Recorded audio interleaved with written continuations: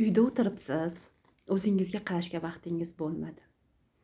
Sochingizni ham tarolmadingiz, yuzingizni alanga yuvib uy ishlariga kirishib ketdingiz. Ammo nima bo'ldi-yu, ko'chaga chiqib ketishingizga to'g'ri keldi.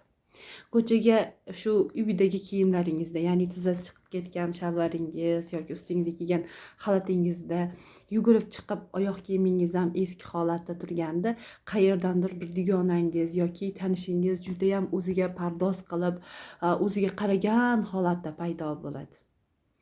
Shunda o'zingizni xuddi hayotda orqada qolib ketganday, dunyoda o'zingizdan boshqa xunuk ayol qolmaganday his qilasiz. Bu hamma ayol ichidan o'tadi. Hamma ayolda ham bunaqa jarayonlar bo'ladi. Lekin bunaqa jarayonlarda ham o'zini yo'qotib qo'ymaslik birinchi o'rinda.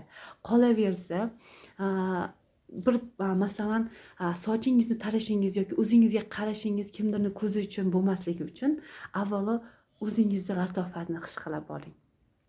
Masalan, men o'rtamiyonaman, menga bo'laveradi degani emas. Imkon qadar masalan 15 daqiqa uyingizda o'zingizga oz bo'lsa-da vaqt ajrating.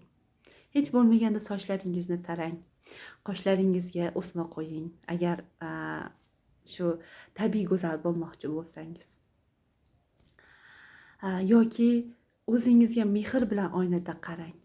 Yengil bo'lsa ham uyda pardoz qiling. Bu narsa sizga qanaqa kuch berishini siz his qila olmaysiz. Chunki bu ajoyib bir go'zallik va insonga shukronani his qilishini keltiradi. Ya'ni oynaga qaraganingizda chiroyli ayol, ko'chaga chiqqaningizda ham yoki uy ichida ham o'zingizga ishonchingiz ortadi. Agar ayollik latofatingizga, jozibangizga ishonchingiz pasayib ketayotgan bo'lsa, uni his qilish uchun o'zingizni yaxshi tomonlaringizga nazar tashlang. Mayli siz yaxshi oshpaz emassiz, juda ham mehribon ona emassiz, juda ham ideal kelin emassiz, siz maksimal darajada qulay ayol emassiz, lekin o'ziga ishonchi bor, o'zini chiroyli deb his qila oladigan ayol bo'ling. Bu uchun meni kichkina bitta texnikam bor. Yaqinda bu texnikani o'zim uchun qila boshladim. Bu texnikamda men ya'ni o'zimga juda ham chiroyli, ya'ni ayollarning go'zalligini madh etgan qo'shiqni qo'yaman. Ajoyib sokin bo'ladi. Ish qilayotganimda yoki boshqa bu jarayonda shunda men o'zimga shu qo'shiq men uchun atalgan. Men haqimda kuylayapti. Men shunaqa darajada chiroyliman. Alloh meni shunday qilib yaratibdi. Xudoga shukr. Hayotimni baxtga va yorug' kunlarga to'ldirib qo'yibdi. Xudoga shukr deya his qila boshladim. Bu texnikada siz ham eshitganingizda o'zimni madh etyapti deb his qilsangiz, sizga ajoyib bir yengillik beradi. Ya'ni masalan yaqinda Shuhrat Daryoni bir qo'shig'ini eshitib, shunaqa o'zimni ayollik latofatimga shukrona keltirib yubordim. Ya'ni tongdagi yorug' navomisan ayt, yo bu qalbimga davomisan ayt deb, ya'ni shu ayollik go'zalligini madh etilgan qo'shiq. Uni his qilib tingladim va shu qo'shiq men uchun atalyapti, mening go'zalligim madh etilyapti deya tingladim.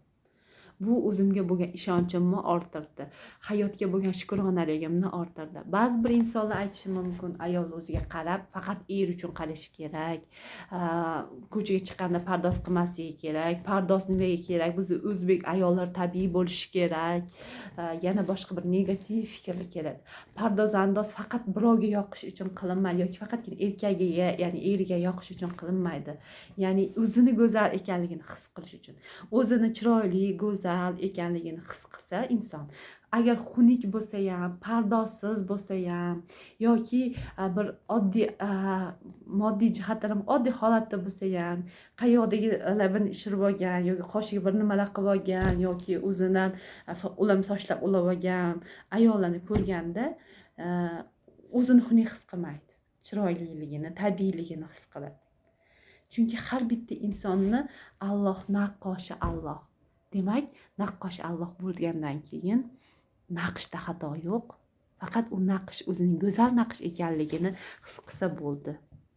Shundagina hayoti chiroyli bo'ladi deb o'ylayman. Va ayol uchun go'zallik shukrona keltiradi, meni fikrimcha. erkak uchun esa mardlik kuchdir yoki baribir oilasini moddiy jihatdan to'q qilish mardlikdir. Lekin ayol uchun go'zalligini his qilish shukrona keltiradi. O'ziga qarash degani bu o'zini ichi tomoniga nazar tashlab ichini tozalashtirish, ichiga pardoz berish, ongini rivojlantirish. Shu orqali go'zallashib boradi.